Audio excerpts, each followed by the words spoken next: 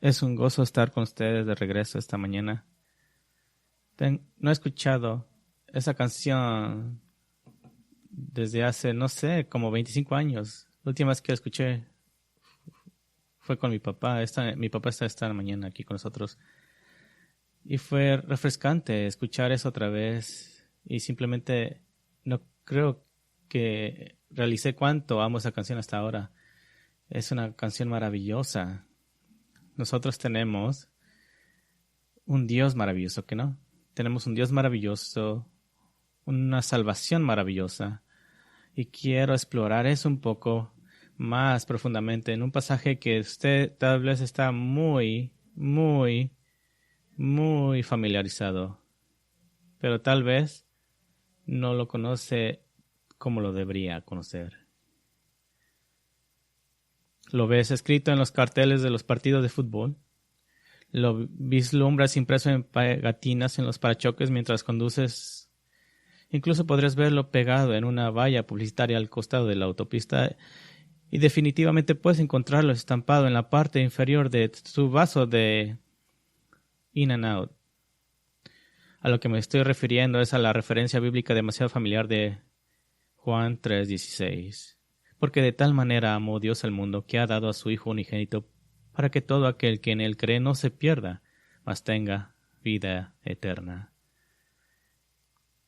Un versículo tan querido ha gozado de tanta atención y notoriedad en nuestro mundo cristiano moderno, y con razón. Este versículo personifica de manera tan sucinta y tan clara el corazón del Evangelio, que Dios envió a su Hijo, el Señor Jesucristo, a este mundo, para que todos los que creen en Él, en su muerte y su resurrección, no sufran en el infierno para siempre, sino que tengan vida eterna. De acuerdo con varios sitios web de la lectura de la Biblia, Juan 3:16 se encuentra indiscutiblemente en la parte superior de las listas como el versículo más leído en su Biblia, y ha estado allí durante algún tiempo. Y no hay de sorprendernos, pero eso me dio curiosidad. ¿Cuáles son algunos otros versículos de la Biblia que se encuentran en el top 10 de estas listas? ¿Cuáles son los contendientes, si es que hay alguno? Constantemente encontraba en esta lista versículos como Filipenses 4:13, todo lo puedo en Cristo que me fortalece, o Romanos 8:28, y sabemos que a los que aman a Dios, todas las cosas les ayudan a bien, esto es a los que son llamados conforme a su propósito. Pero también descubrí que el segundo lugar unánime a Juan 3:16 en todos estos sitios web no era ninguno de esos dos versículos, sino en lugar de eso era Jeremías 29:11. Jeremías 29:11. Abran sus Biblias y vayan allí conmigo ahora. Y este será el versículo para esta mañana. Jeremías 29:11. Probablemente no sea una sorpresa para usted que Jeremías 29:11 siempre viene en segundo lugar cada año. Puede que conozcas o no la referencia, pero estoy seguro de que estás familiarizado con lo que dice. Miren allí en sus Biblias conmigo, porque yo sé los planes que tengo para ustedes, dice Jehová, planes de paz y no de calamidad, para darles un futuro y una esperanza. Si hay un versículo que le va a dar a Juan 3:16 una carrera por su dinero, es Jeremías 29:11. Pero Jeremías 29:11 es uno de esos versículos que llega tarde a la fiesta. Por así decirlo, ha traído muchas más atención en los últimos años, mientras que Juan 3:16 ya lo ha disfrutado durante décadas. Y lo que ha hecho a Jeremías 29:11 tan atractivo últimamente es su mensaje abrumador positivo. El versículo parece prometer éxito, prosperidad, aquí y ahora. Quiero decir, ¿quién no quiere escuchar que Dios tiene un plan maravilloso para su vida? Y al igual que Juan 3:16, usted puede encontrar Jeremías 29:11 por todas partes hoy en día. Se teje en cojines, se escribe artísticamente en las decoraciones de la pared y se vuelve a publicar y retuitear en sus plataformas de redes sociales favoritas o menos favoritas. Es el versículo el que llevó a un famoso predicador de la prosperidad a comentar: Dios desea verte florecer en esta vida. Él quiere verte salir de los reveses más fuertes, más sabio, aumentado y promovido. Él quiere darte esperanza en tu resultado final y verte llegar a un final floreciente. Esa es la conclusión prominente de nuestra cultura cuando leen Jeremías 29:11. Pero como debemos hacer con cualquier versículo de nuestra Biblia, debemos detenernos y preguntarnos, ¿es eso lo que significa este versículo? ¿Es esa la forma en que Dios quiso que se tomara? ¿Es Jeremías 29:11 un cheque en blanco que puedo cobrar cuando estoy en una situación difícil? ¿Es una promesa infalible de que Dios tiene algo especial para mí a la vuelta de la esquina? Muchos en el cristianismo han dado un paso al frente y han dicho, no, este tipo de prosperidad, el cristianismo es tan peligroso como tentador. El evangelio de la prosperidad te promete un bien material en esta vida y regularmente falla en cumplirlo. Secuestran versículos como Jeremías 29:11. Afirman que Dios va a bendecir con mucho dinero, buena salud, un hermoso cónyuge, un buen auto deportivo. Y luego, cuando Dios no cumple eso, te señalan con el dedo y afirman, simplemente no tuviste suficiente fe. Es lo que pasa. Es el peor señuelo del mundo. Jeremías 29:11 no es una garantía de que algún tipo de bendición material está a la vuelta de la esquina. La cosa es que no sabes eso, porque la Biblia nunca lo promete. Nunca lo hace. Sin embargo, parece que eso es lo que dice Jeremías 29:11, ¿acaso no? Sé los planes que tengo para ti, planes de paz, para darles un futuro, una esperanza. Si eso no es un cheque en blanco de prosperidad, ¿qué podemos cobrar? ¿Qué es? Encuentro que aquellos que se oponen con razón a esta interpretación de la prosperidad típicamente contraatacarán con el siguiente argumento. Jeremías 29:11 fue escrito para Israel, no para ti. Con respecto a su regreso al exilio hace 2500 años, no a tus problemas de hoy. Y la prueba que señalarán es el versículo antes de Jeremías 29:11. Traerán el contexto. Y ese sería el versículo 10. Miren su Biblia y sigan adelante mientras lo leo allí. Versículo 10 dice, porque así dice Jehová, cuando se hayan cumplido 70 años para Babilonia te visitaré y te confirmaré mi buena palabra para que vuelvas a este lugar. Dios le está hablando a Israel y está mencionando un momento específico en su historia que ya pasó hace mucho tiempo. Un tiempo en el que envió a toda la nación al exilio alrededor del año 605 a.C. Y en el versículo 10 aquí Dios promete traerlos a casa del exilio 70 años después. Y no lo sabría. Eso es exactamente lo que hizo 70 años después por Israel en el año 537 a.C.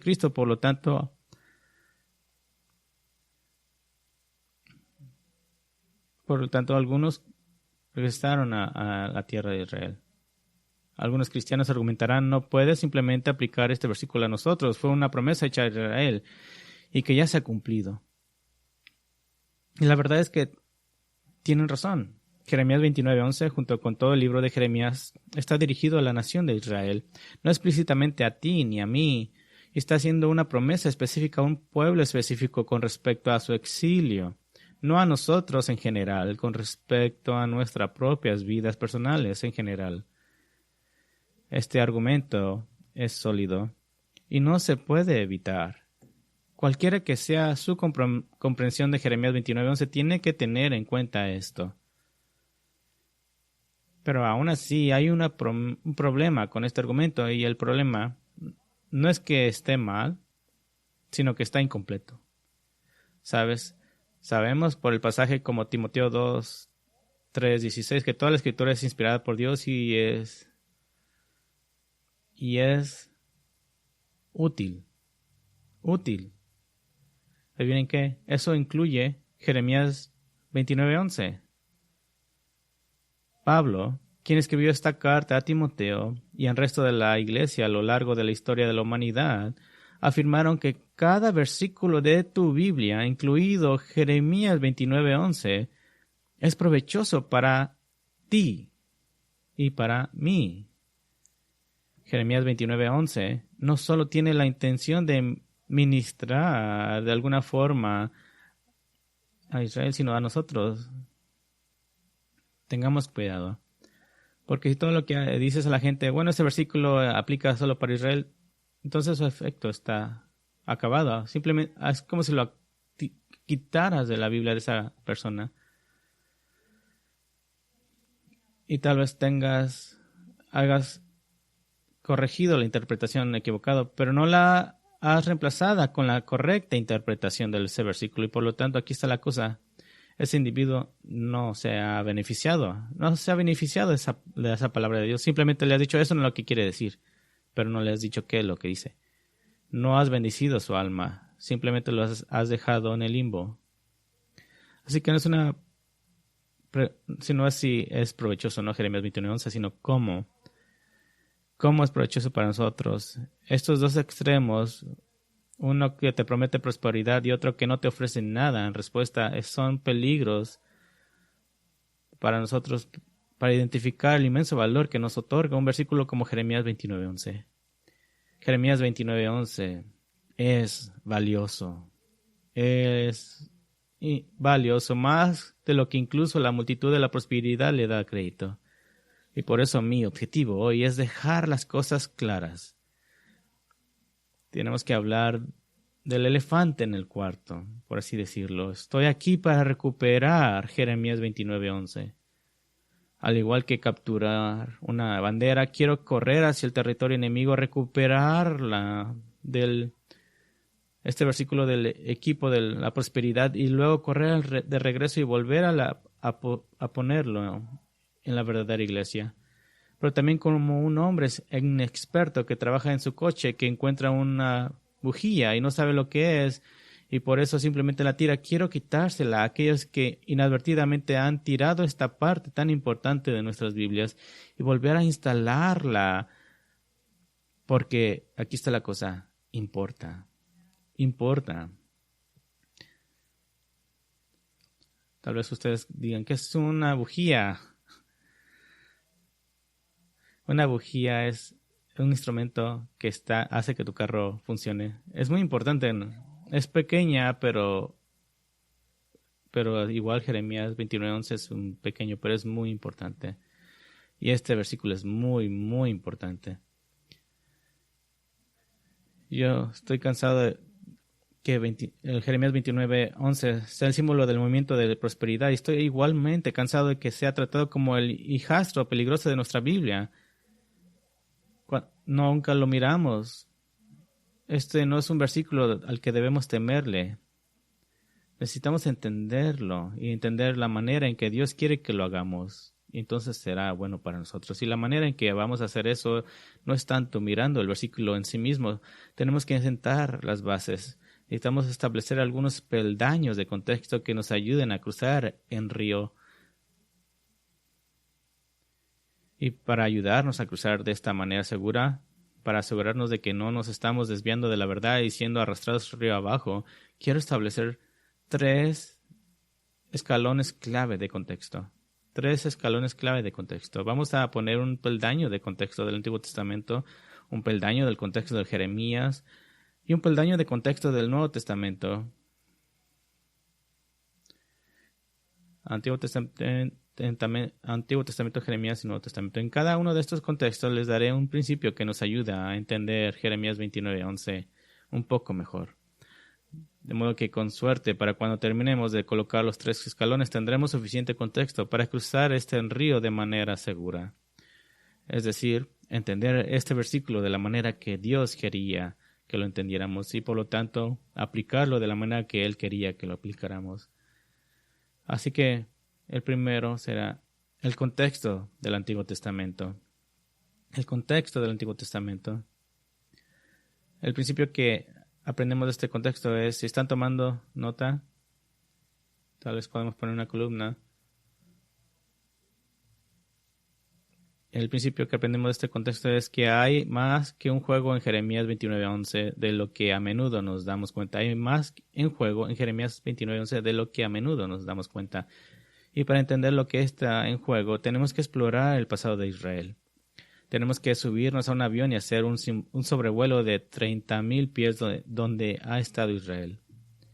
Nadie abre un libro en algún lugar en el medio, lee una oración y concluye, sé exactamente lo que está pasando y de lo que está hablando. Nadie hace eso. Usualmente no lo hacen. Tal vez los niños en la escuela. Nadie hace eso. Sin embargo, lamentablemente es exactamente lo que hemos hecho con Jeremías 29:11. Leemos este versículo y fingimos que sabemos lo que está diciendo sin mirar o darnos cuenta de los 24 libros de su Antiguo Testamento que vinieron antes.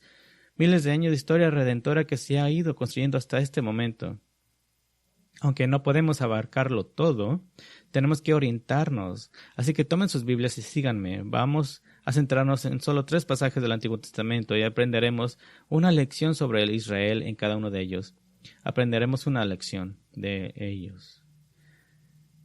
Aprenderemos cuál es el propósito de Israel. Aprenderemos cómo llevaron a cabo ese propósito y dónde lo llevaron a cabo. ¿Qué, cómo y dónde? Así que primero, ¿qué? ¿Cuál es el propósito de Israel? Vayamos a Génesis 12. Génesis 12.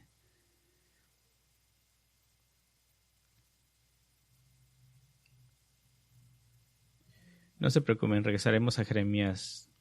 El contexto, cubriremos bastante del contexto. Probablemente recordarás lo que Dios hizo por Adán y Eva en Génesis. Antes de que Dios les ordenara fructificar y multiplicaros y llenar la tierra, dice en Génesis 1:28, Dios los bendijo. ¿Recuerdan eso? Dios los bendijo. Siempre fue el diseño original de Dios que la creación fuera la receptora de su bendición. No fue hasta que Adán y Eva pecaron allí en el jardín que Dios convirtió la bendición en maldición. Pero probablemente también recordarás lo que Dios le prometió en Génesis 3:15, y pondré enemistad entre ti y la mujer, y entre tu simiente y la simiente de ella. Él te herirá en la cabeza, y tú lo herirás en el talón. Sabemos que este descendiente es el Mesías, el que aplastará la cabeza de Satanás, deshará la maldición y traerá bendición de vuelta a toda la creación. Lo sabemos. Pero veamos cómo Génesis 12 describe cómo Dios elige llevar a cabo este plan. Empieza en el versículo 1. Y Jehová dijo a Abraham, sal de tu tierra, de tu parentela, y de la casa de tu padre, a la tierra que yo te mostraré, y haré de ti una gran nación. Y te bendeciré, y engrandeceré tu nombre, y así serás una bendición. Y bendeciré a los que te bendigan, y a los que te maldigan yo maldeciré. Y en ti serán benditas todas las familias de la tierra. Bendecidas. ¿Puedes adivinar cuál es el propósito de Dios para Israel? Ser el instrumento que Dios usará para traer bendición a las naciones. Dios usará a Abraham, a sus descendientes, como un camarero para servir al plato principal de su bendición al resto de la humanidad. Ellos no son la bendición, ni crean la bendición. Ese es el trabajo del Mesías, pero serán ellos los que los servirán, lo entregarán al mundo. Así que Génesis 12 nos dice cuál será el propósito de Israel, un instrumento que Dios usará para traer la bendición a las naciones. Ahora vayan a Éxodo 19. Éxodo 19.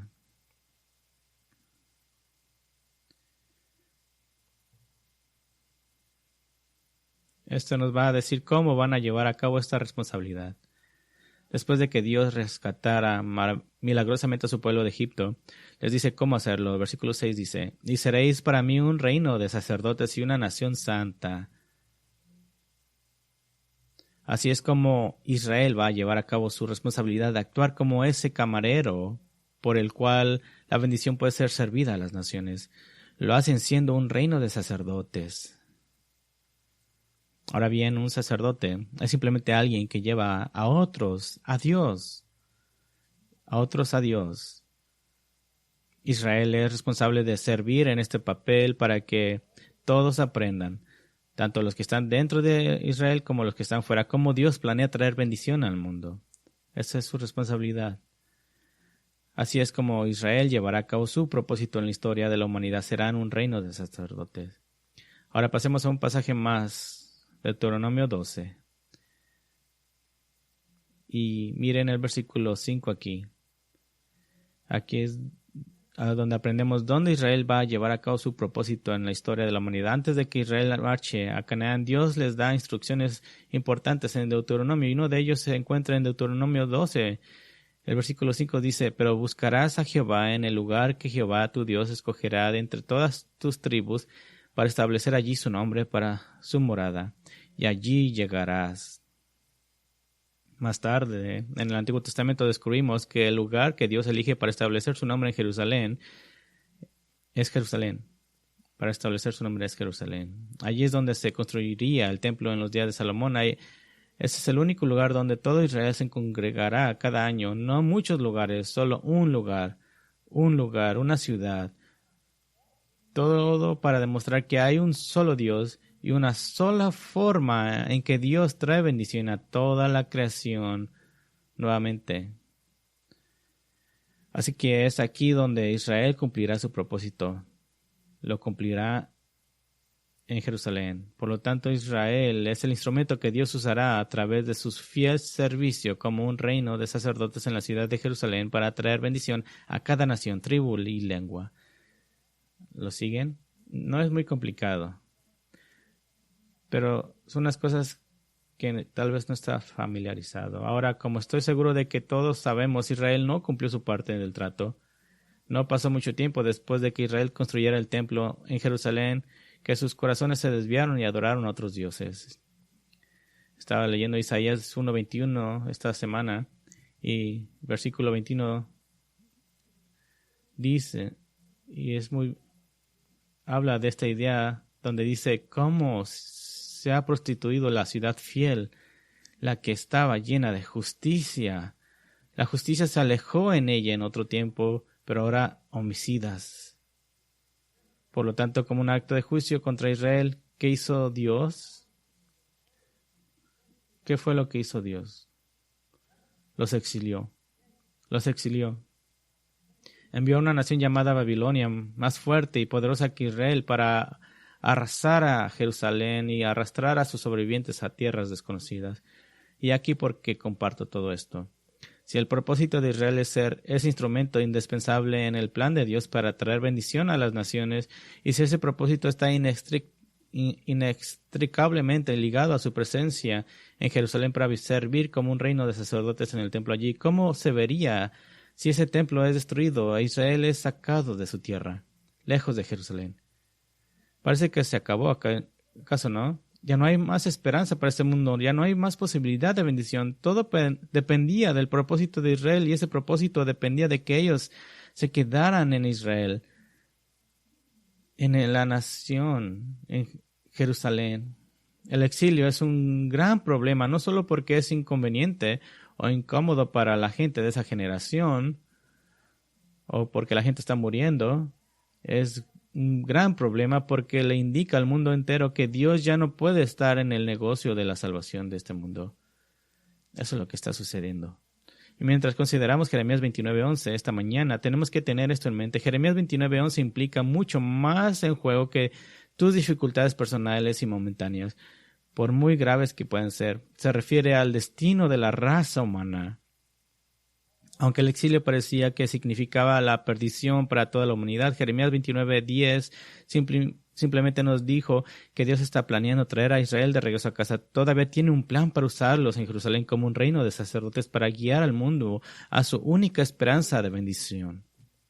Y puesto que Jeremías 29:11 viene de los talones de Jeremías 29:10, entonces sabemos que la paz, el futuro y esa esperanza prometidas en ellos se dirige al destino de toda la humanidad.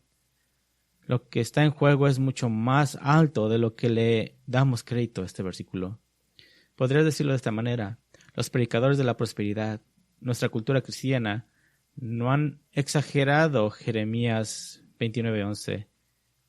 Lo han vendido bajo precio. Si piensas que Jeremías 29:11 es una garantía de que Dios va a hacer que tu vida sea mucho mejor aquí y ahora, tengo noticias para ti. Por muy buena que pienses que es esa promesa, en realidad estás subestimando ese versículo. Hay mucho más en juego que eso en Jeremías 29:11.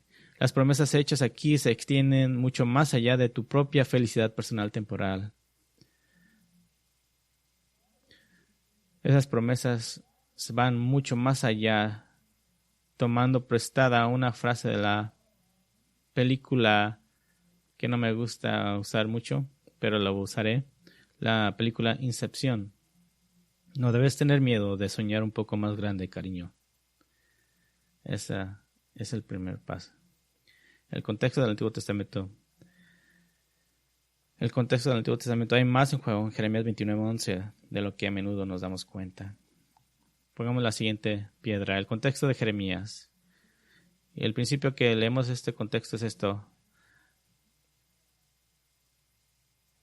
Hay una estrategia más brillante con Jeremías 29:11 de lo que a menudo nos damos cuenta. Hay una estrategia más brillante en Jeremías 29:11 de lo que a menudo nos damos cuenta. No solo a menudo minimizamos lo que está en juego en este versículo, sino que también minimizamos muy a menudo la estrategia que Dios tiene con Jeremías 29:11. Por ejemplo, cuando afirmamos que este versículo solo está destinado a Israel o que solo se refiere a su regreso del exilio 70 años después, estamos simplificando demasiado la complejidad de la agenda de Dios que Él ha tejido en este tapiz tan brillante. Déjenme mostrar lo que quiero decir. He visto a muchas personas señalar el versículo antes de Jeremías 29:11 para sacar una conclusión sobre lo que este versículo realmente significa. Que Jeremías 29:11 está hablando de Israel en el contexto de su regreso del exilio 70 años después. Pero para estar seguros, la observación que la gente hace acerca del versículo 10 es acertada, tal como vimos. Pero ¿alguna vez has visto a alguien señalar los versículos después del Jeremías 29:11? ¿Acaso sabes lo que quiere decir? ¿Lo has leído antes? Está en tu Biblia. No es como que Dios dejó de hablar ahí en versículo 11. Sigue hablando como por 3 versículos más. Noten lo que dice ahí. Vayan ahí. Sí, me llamarán y me orarán, y yo los escucharé. Me buscarán y me encontrarán cuando me busquen con todo su corazón. Yo seré encontrado por ustedes, dice Jehová. Y te devolveré tu fortuna y te reuniré de todas las naciones y de todos los lugares donde te he desterrado, dice el Señor, y te haré volver al lugar de donde te he enviado al destierro. Jeremías 29:10 no es el único contexto que tenemos. También es el versículo 11 al 14. Porque el versículo 10 tiene toda la atención mientras los versículos al 14 no? Pero no es Jeremías, es versículo Jeremías 12 al 14 lo que abre la aplicación de Jeremías 10. Y lo que está sucediendo. Primero que nada, quiero que noten lo que es más notable de estos versículos. No es que Israel va a regresar del exilio, del versículo 10, pero es que hay una nueva condición. La condición, el requisito es que en el versículo 12 y 13, la condición es que invocarán a Dios y vendrán a orarle cuando lo buscaran con todo su corazón. Esa es la condición. Ese es el requisito previo. Entonces, y solo entonces, como nos dice el versículo 14, Dios les devolverá la fortuna y los recogerá de todas las naciones y los hará volver al lugar de donde los envió al destierro. Así que ves cómo funciona. Primero viene una especie de retorno espiritual. Luego viene el regreso, ¿qué? Físico. Y el regreso espiritual y luego regreso físico. Israel debe regresar a Dios en corazón si van a regresar a su casa en cuerpo. Lo que Jeremías 29:2 al 14 está haciendo es definir para usted lo que realmente significa regresar del exilio. Las personas pueden volver a casa en cuerpo, pero si no vuelven a casa en corazón, no es realmente regresar del exilio. Pueden caminar de regreso a Israel físicamente, pero si no caminan de regreso al Señor espiritualmente, no es un verdadero regreso. Y esto no es solo algo que se encuentra aquí en Jeremías, se encuentra en todo el libro de Jeremías. Retrocedamos unas cuantas páginas a Jeremías 24:6. Jeremías 24:6.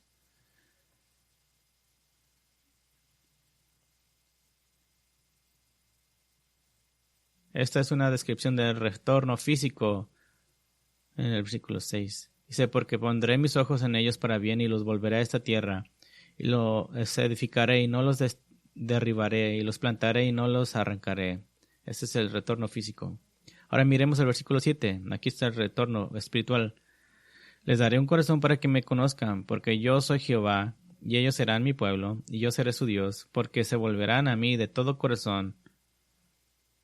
Un retorno físico se combina con un retorno espiritual.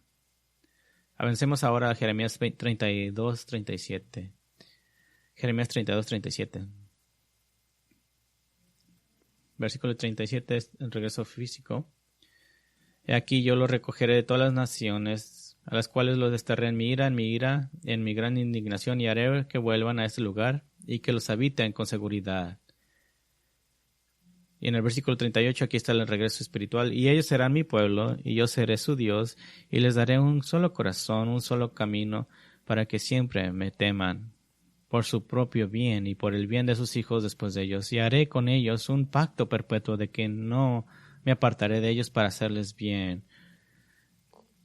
Y pondré el temor de mí en sus corazones para que no se aparten de mí.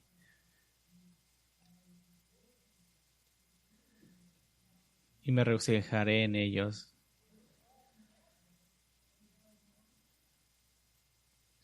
Así que ese es el retorno espiritual. Hay un retorno físico, un retorno espiritual. Hay otro versículo, Jeremías 33:7. Devolveré la suerte de Judá y la fortuna de Israel y la reconstruiré tal como estaban al principio. Ese es el retorno físico. Versículo 8. El retorno espiritual, y los limpiaré de toda la iniquidad con las que han pecado contra mí, perdonaré todas sus iniquidades con las que han pecado contra mí, con las que han transgredido contra mí. Ese es el retorno espiritual. Pueden mirar el retorno físico y el retorno espiritual. Y puedo seguir. Hay muchos más versículos en Jeremías que dicen lo mismo. Y hay muchos versículos fuera de Jeremías que también dicen lo mismo, de Deuteronomio 31-6 o Primera de Reyes 8:46, o tal vez ninguno tan claro como lo que Jeremías dice al final de Lamentaciones en capítulo 5, versículo 21, que dice, haznos volver a ti, oh Jehová.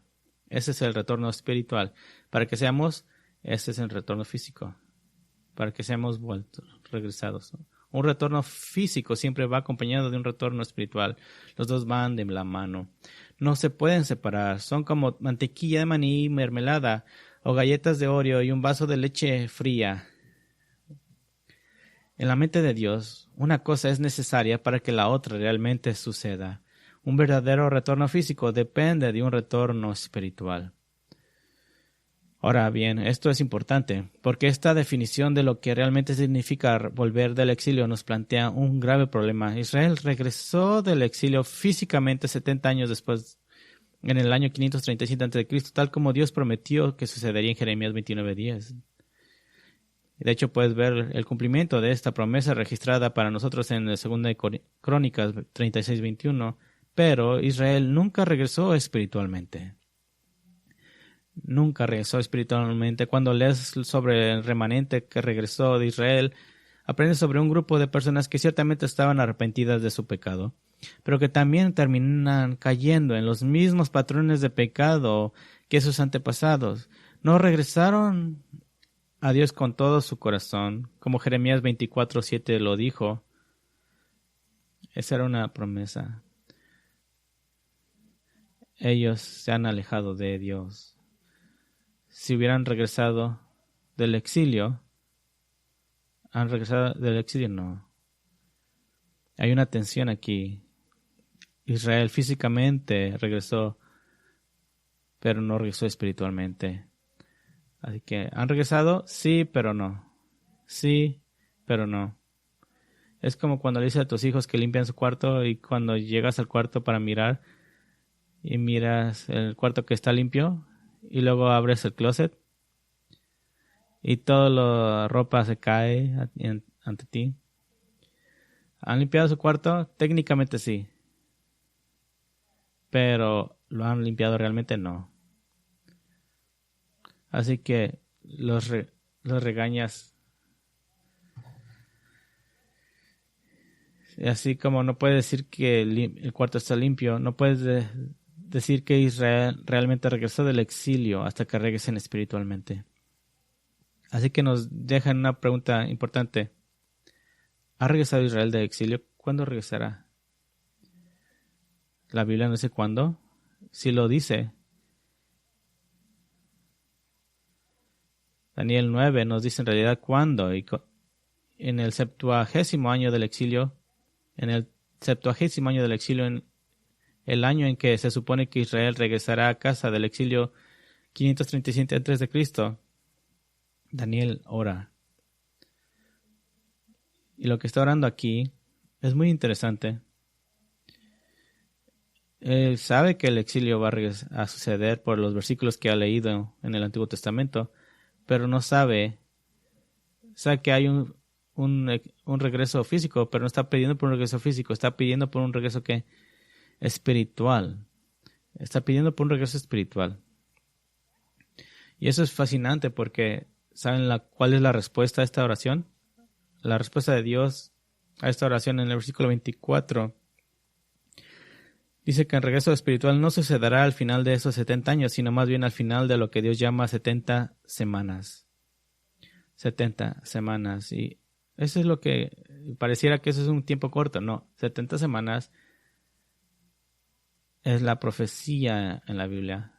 No tienes que saber mucho, pero todo lo que necesitas saber es que las 70 semanas no va a terminar hasta el final de los tiempos. No va a terminar su culminación hasta el fin del tiempo. En otras palabras, si no entiendes nada de esto, simplemente debes saber esto. La respuesta de Dios a la oración de Daniel es que Israel no regresará espiritualmente en ese 70º año, sino solo cuando la historia humana finalmente haya terminado. Ese es el único momento en que regresarán espiritualmente y van a regresar, por lo tanto, físicamente. Ese es el periodo de tiempo al que se refiere los versículos después del Jeremías 29:11, versículos 2 al 14. Sí, Jeremías 29:10 se refiere a un regreso del exilio que ya había ocurrido en el año 537 a.C., pero ese regreso fue solo un regreso físico. La gente no regresó espiritualmente en ese momento. Por lo tanto, ese primer retorno solo puede verse en el mejor de los casos como una muestra de retorno real que está por venir, el retorno espiritual. Y por lo tanto, un verdadero retorno físico no sucederá al pueblo judío hasta el fin de los tiempos mismos, hasta que Jesús vuelva a pisar esta tierra. Así que imagina esto, Jeremías 29:11 se encuentra en dos lugares diferentes. Uno en Jeremías 29:10 y otro en Jeremías 29:12 al 14. Jeremías 29:11 tiene un ojo en un regreso del exilio en el futuro cercano, y el otro que ya ha pasado, y otro ojo en otro regreso del exilio en el futuro distante. Y por lo tanto Jeremías 29:11 está pronosticando un resultado maravilloso no solo de un exilio, sino de dos exilios. ¿Entiendes lo que estoy diciendo? Esto es más importante de lo que entendemos. Hay una estrategia maravillosa. Jeremías 29:11 no solo está proyectando un tiempo de prosperidad en el futuro cercano de Israel, cuando Dios los traiga físicamente a casa en el año 537. Eso es cierto, pero eso es solo el aperitivo. También está proyectando un tiempo mucho más lejano, un tiempo en la historia al que ni siquiera hemos llegado nosotros mismos, cuando Dios los traerá a casa tanto físicamente como espiritualmente. Ahora eso es mucho para cubrir, pero aquí por lo que todo es importante. La prosperidad que Jeremías 29:11 promete a Israel, planes para la paz y no para la calamidad, para darles un futuro y una esperanza, no está hablando solo de la prosperidad inmediata y temporal de tener la oportunidad de volver a casa en Israel.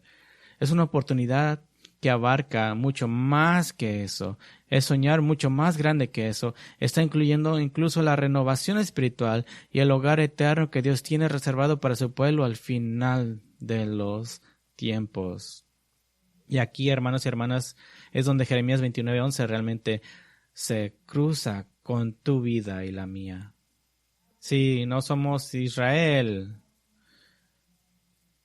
Es cierto, no volvimos a casa del exilio en ese año, pero es mejor que creas que estaremos allí en ese día al final de los tiempos cuando tanto Israel como la iglesia disfruten de su regreso a casa con Cristo, tanto espiritual como físico. Y todo esto sucederá algún día porque el mecanismo que desencadena un retorno espiritual finalmente se activará para Israel. Y ese detonante es el nuevo pacto. Más acerca de eso esta noche.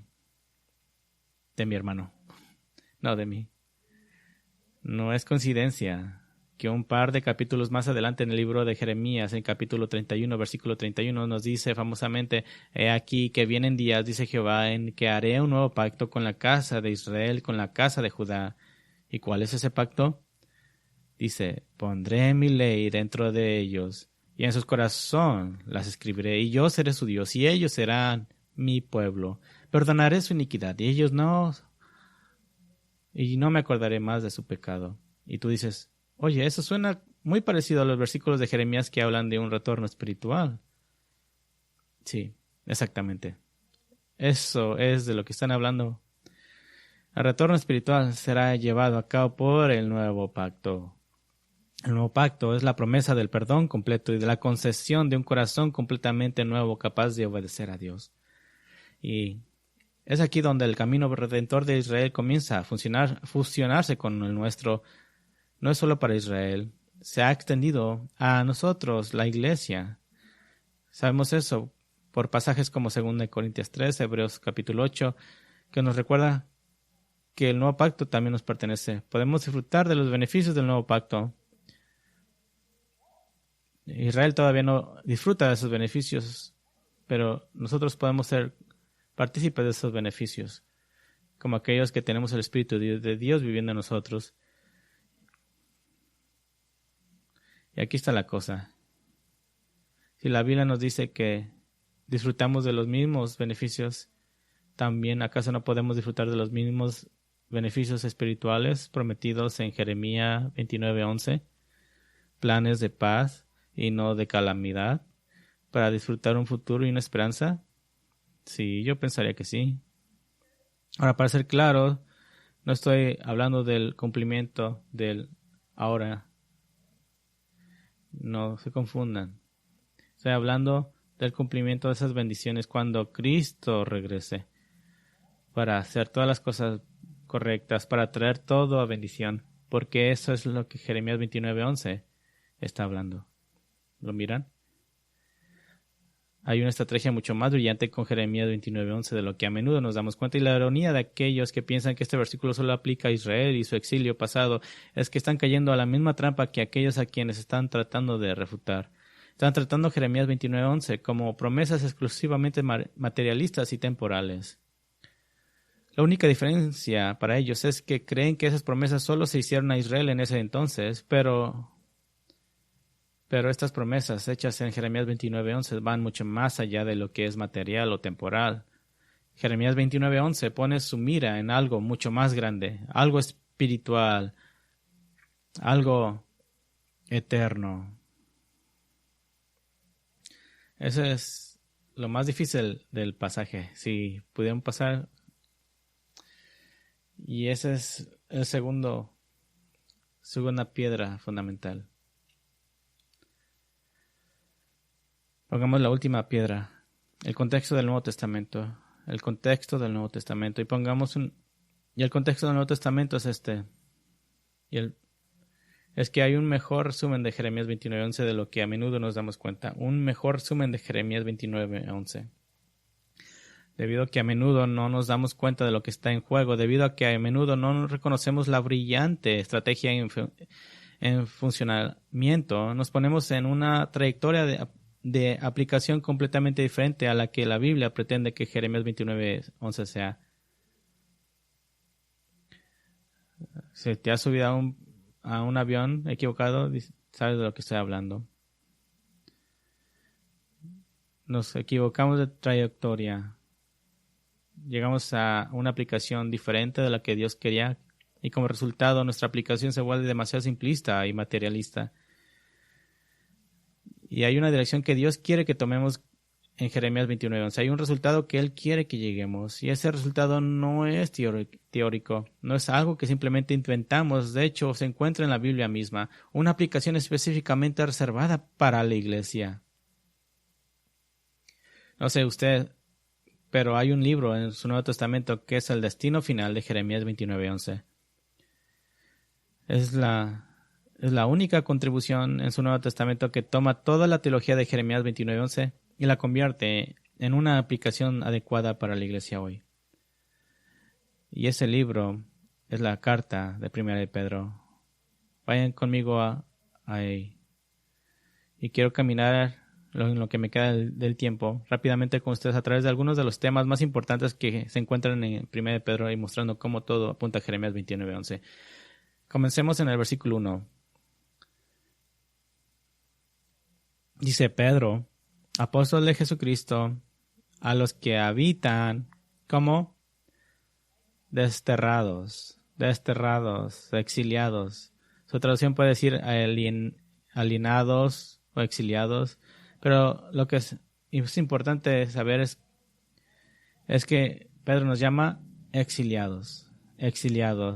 No es por accidente, es un intento deliberado de Pedro de asociar la experiencia de un cristiano en la vida con la experiencia de un judío en el exilio. Las experiencias que Israel enfrentó hace mucho tiempo y de alguna manera todavía experimenta hoy son en gran parte similares a las que experimentamos como cristianos. Tal vez te preguntes cómo. Bueno, ellos pasaron sufrimiento en el exilio. Nosotros pasamos sufrimiento como iglesia. Ellos están esperando regresar a su casa de Israel. Nosotros estamos esperando regresar a nuestra casa celestial. Así es como la Biblia nos compara. Por lo tanto, Pedro identifica a los cristianos como exiliados. No podemos ser exiliados literalmente de nuestro país de origen, tal vez.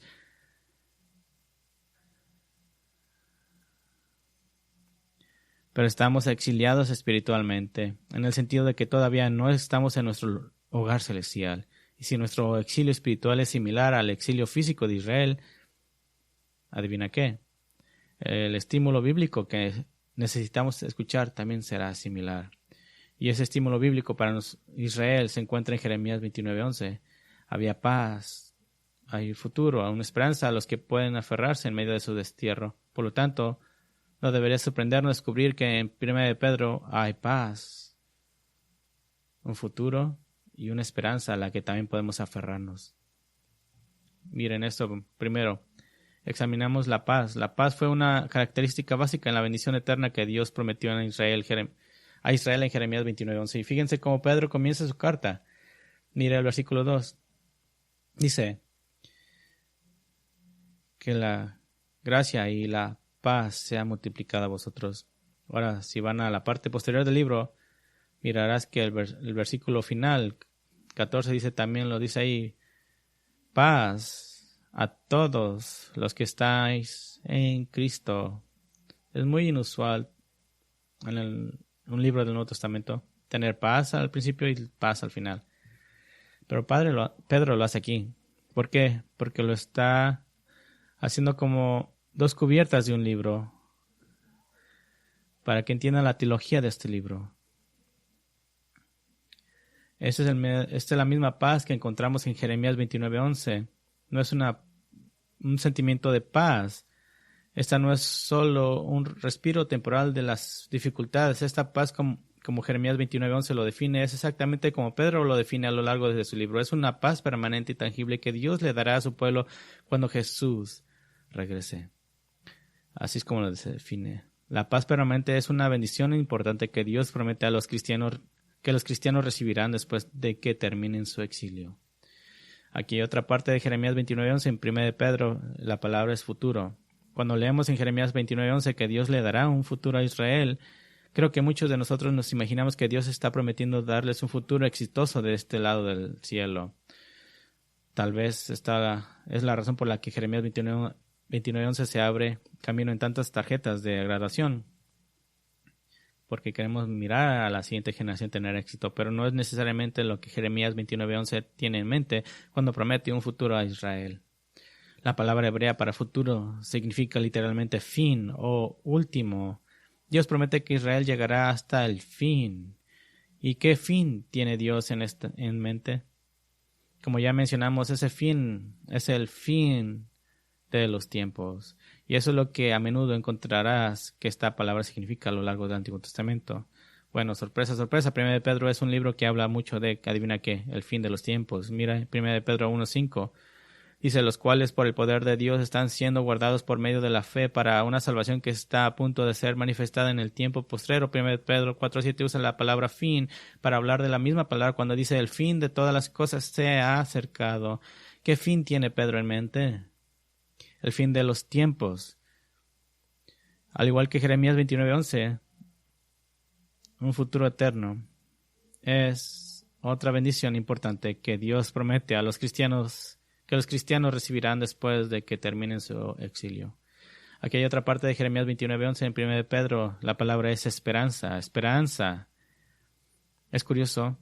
Muchos comentaristas argumentan que la esperanza es el tema principal de 1 Pedro. 1 Pedro 1:3 dice, bendito sea el Dios y Padre de nuestro Señor Jesucristo, de acuerdo con su gran misericordia, nos ha hecho nacer de nuevo a una esperanza viva mediante la resurrección de Jesucristo de entre los muertos. 1 Pedro 1:13 también dice, por tanto, preparando vuestros entendimientos para la acción y siendo sobrios, poned toda vuestra esperanza en la gracia que os será dada ¿cuándo? En la revelación de Jesucristo. ¿Y en qué se basa esa esperanza? Es lo que acabamos de hablar. Es la revelación de Jesucristo. No es una esperanza en esta vida, es una esperanza en la siguiente vida. Esta vida es el exilio, la siguiente vida es la esperanza, paz, futuro. 1 Pedro está tomando toda la teología de Jeremías 29:11 y lo está poniendo en su carta. Esa esperanza no es hoy, esa esperanza es ese regreso, como 1 Pedro lo describe. Es el contexto del Nuevo Testamento. Hay un mejor resumen de Jeremías 29:11 de lo que a menudo nos damos cuenta. Y ahora que hemos puesto todas nuestras piedras y podemos cruzar el río seguros, y entendemos de qué se trata Jeremías. Así que tomemos un momento para volver sobre nuestros pasos sobre estas tres piedras y poner todo junto. Dimos nuestro primer paso al otro lado del río hacia el contexto del Antiguo Testamento y aprendimos que lo que está en juego es mucho más grande en Jeremías 29:11 de lo que a menudo nos damos cuenta. La situación inmediata que dio origen a este amado versículo fue el exilio de Israel. No hay duda. Sabemos que por el versículo anterior, el versículo 10, Israel fue expulsado por Dios de su tierra natal a una tierra extranjera debido a su pecado. Pero a pesar de lo que podamos pensar habitualmente, su expulsión de la tierra no solo fue devastadora para la incomodidad y los inconvenientes que les trajo, fue tan devastador porque pareció eliminar toda esperanza de salvación para este mundo, puesto que Dios apiló la baraja de su salvación sobre la espalda de los hombres de Israel, convirtiéndolos en el instrumento que Dios usaría para traer bendición al mundo. Y dado que esa responsabilidad que Israel tenía estaba directamente ligada a su capacidad para llevar a cabo sus deberes sacerdotales en Jerusalén, entonces una Jerusalén exiliada, un pueblo exiliado amenazaba la esperanza de la humanidad. La esperanza que Jeremías 29:11 trae a la luz del regreso de Israel del exilio es entonces más que un simple alivio personal o temporal de las dificultades. Es una gloriosa demostración de que el plan de Dios para salvar al mundo todavía está en marcha. Nuestro segundo paso al otro lado del río nos llevó al contexto de Jeremías y allí aprendimos que la estrategia con Jeremías 29:11 es mucho más brillante de lo que a menudo nos damos cuenta. Es más fácil pensar en el regreso de Israel de su exilio como solo lo que ocurrió 70 años después de que fueron desterrados, por lo que es difícil para nosotros de arribar a alguna aplicación de Jeremías 29:11, pero vimos que Jeremías 29:12 al 14 amplió el alcance de ese regreso para incluir el regreso espiritual de Israel. Y puesto que Israel aún no ha regresado espiritualmente, tampoco han regresado físicamente realmente. El regreso del exilio en el año 537 a.C. fue solo una muestra del regreso físico que tendrá lugar al fin de los tiempos cuando Cristo regrese. Y como resultado, la paz, el futuro y la esperanza que Jeremías promete en Jeremías 29:11 abarca mucho más de lo que le sucedió a Israel hace muchos años atrás. Es visualizar el regreso pleno y completo del pueblo de Dios al final de los tiempos, tanto física como espiritualmente. En ese día, nosotros, la Iglesia, también disfrutaremos del mismo regreso a casa física y espiritualmente debido a nuestra participación en el nuevo pacto, caminando perfectamente y teniendo un cuerpo físico nuevo. Y es debido a la participación de ese pacto que le prometió también a Israel. Y es todo por la sangre de Cristo. Nuestro tercer paso al otro lado del río nos llevó al contexto del Nuevo Testamento. Allí es donde aprendimos que el resumen o conclusión de Jeremías 29:11 es mucho mejor de lo que a menudo nos damos cuenta. Basándonos en lo que aprendimos del propio libro de Jeremías, vimos que Jeremías 29:11 tiene una trayectoria en la que está llevando al pueblo de Dios, una pista que nos lleva a alguna parte, y el destino final de esa pista se encuentra en 1 de Pedro, porque es allí donde aprendemos que Israel no es el único del pueblo de Dios exiliado. La iglesia también lo es. Nuestro exilio es espiritual, todavía no estamos en casa en el cielo. Pero dado que el cielo es el hogar al que regresaremos en nuestro exilio, la paz, el futuro y la esperanza prometidos en Jeremías 29:11 se consolidan para nosotros como paz futura y una esperanza en el cielo, no en la tierra. Cuando leemos Jeremías 29:11, no tenemos que conformarnos con la incertidumbre de las bendiciones temporales en nuestra vida. Tenemos algo mejor, una paz segura y eterna, un futuro y esperanza en el cielo con Cristo. Ahí es donde Jeremías 29:11 está destinado a llevarnos. Lo que está en juego es más grande, la estrategia es más brillante, la suma es mejor. Jeremías 29:11 es mucho más de lo que creemos. Y debido a eso, hay mucho más que podemos aprender de Jeremías 29:11, de lo que incluso nuestros amigos de la prosperidad hablan. Y con eso quiero cerrar con 3 conclusiones simples que puedes y debes considerar. 3 conclusiones. Primero, Jeremías 29:11 nos lleva a esperar sufrimiento en esta vida, no bendición. Jeremías 29:11 nos lleva a esperar sufrimiento en esta vida, no bendición. El concepto erróneo de abrumador sobre Jeremías 29:11 es que te promete algún tipo de prosperidad material, financiera o para tu vida de este lado del cielo. Y debido a eso, muchos de los que apelan a este versículo no siempre están seguros de qué hacer cuando la realidad del sufrimiento continúa en su vida cristiana, especialmente cuando el sufrimiento continúa y no para. Aunque estás orando incesantemente. Pero así como Israel no regresará en exilio completamente hasta el final de los tiempos, nosotros también como cristianos no escaparemos verdadera y completamente de nuestro exilio hasta el final de nuestras vidas. 1 de Pedro 4:12 nos recuerda gentilmente: amados, no os sorprendáis de la prueba de fuego que viene sobre vosotros para probarte, como si algo extraño te está sucediendo. ¿Por qué Pedro puede decir eso?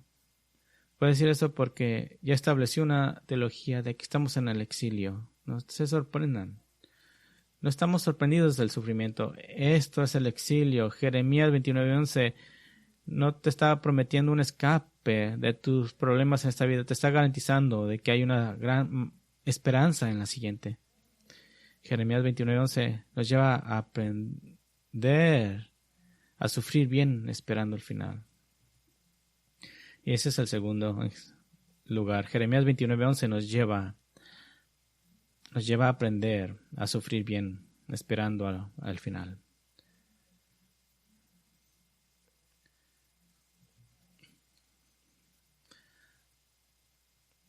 Nos lleva a aprender a sufrir bien, esperando al final. La desafortunada consecuencia de convertir la aplicación de Jeremías 29:11 a algo temporal o terrenal es que pierdes el poder que Dios te da para sufrir bien.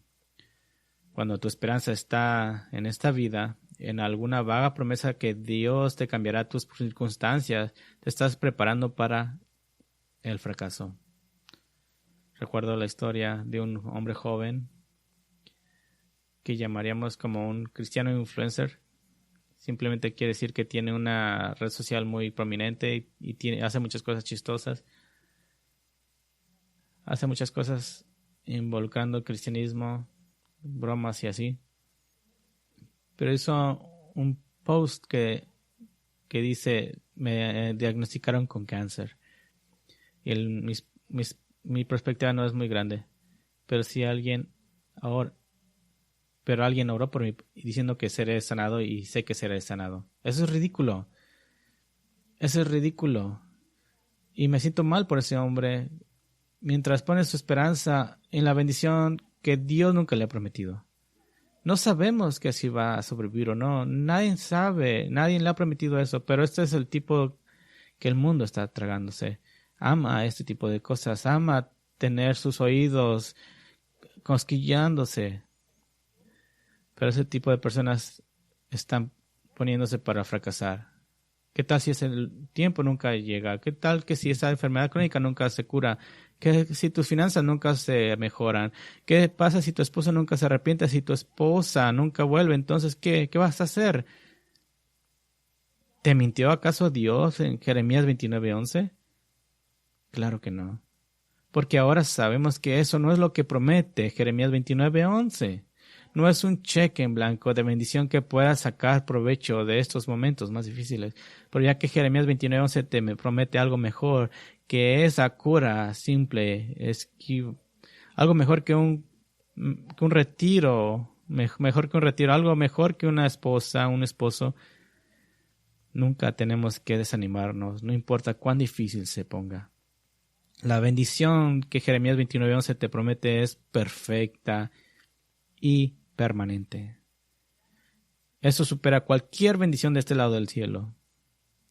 Y esa es la razón por la que Pedro puede decir en capítulo 1, versículo 6, en este tiempo nos regocijamos, aunque ahora por un poco de tiempo, si es necesario, habéis sido afligidos por adversas pruebas. Y esto es para que vuestra fe, más preciosa que el oro que perece, aunque sea probado por fuego, resulte en alabanza, gloria y honra en la revelación de Jesucristo. No en esta vida. ¿Cuándo dice ahí? En la revelación de Jesucristo. Eso es ahí está nuestra esperanza. ¿Por qué nos regocijamos cuando recordamos los últimos días? Porque las pruebas que nos afligen ahora darán paso a la bendición más adelante cuando Cristo regrese. Podemos sonreír genuinamente en el futuro, hacia el futuro, incluso si ese futuro es tan sombrío, porque nuestros ojos están mirando más allá de ese futuro inmediato, a un futuro distante con Cristo cuando Él regrese. Y Jeremías 29:11 nos lleva a aprender a sufrir bien esperando el final. Tercero y último, Jeremías 29:11 nos lleva a vivir santamente ahora en anticipación del fin.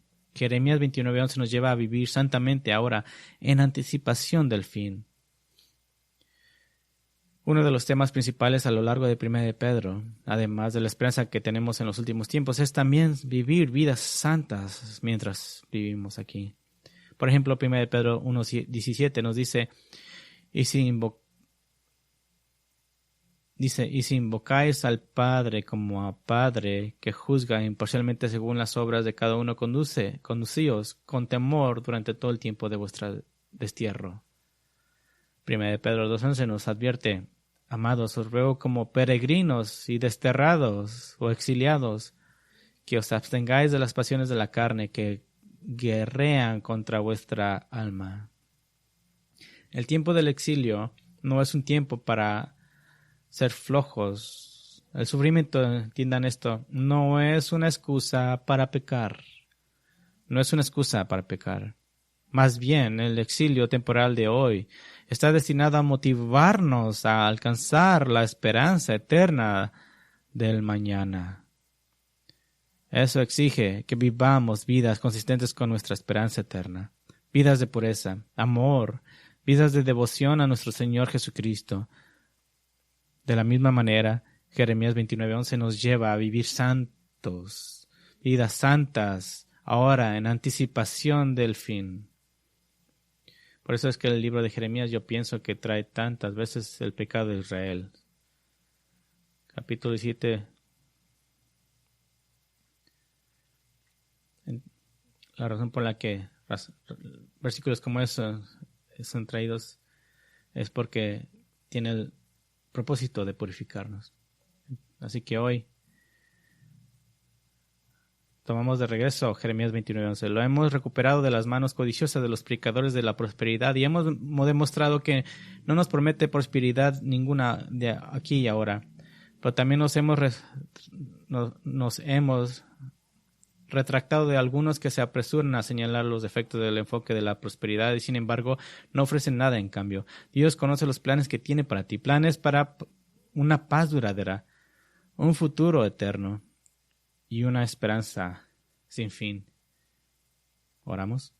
Padre, te damos gracias tanto por esa esperanza que tenemos en nuestro Señor Jesucristo. Ninguno de nosotros merece eso. Estamos perdidos, estamos sin esperanza sin Cristo.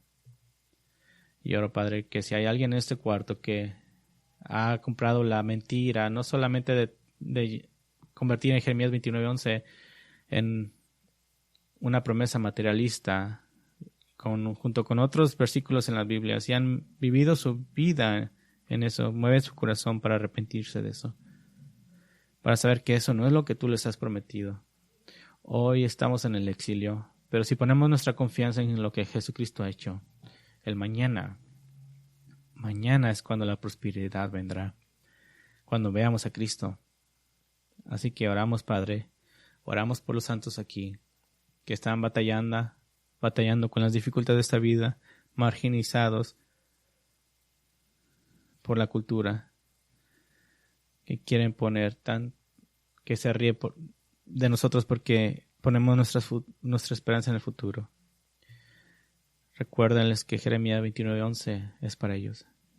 Tienes planes para nosotros y son planes tan grandes como los de Israel, porque están unidos en el cielo con nuestro Señor Jesucristo. Para Él sea la gloria. Dirige nuestros corazones para Él. Amén.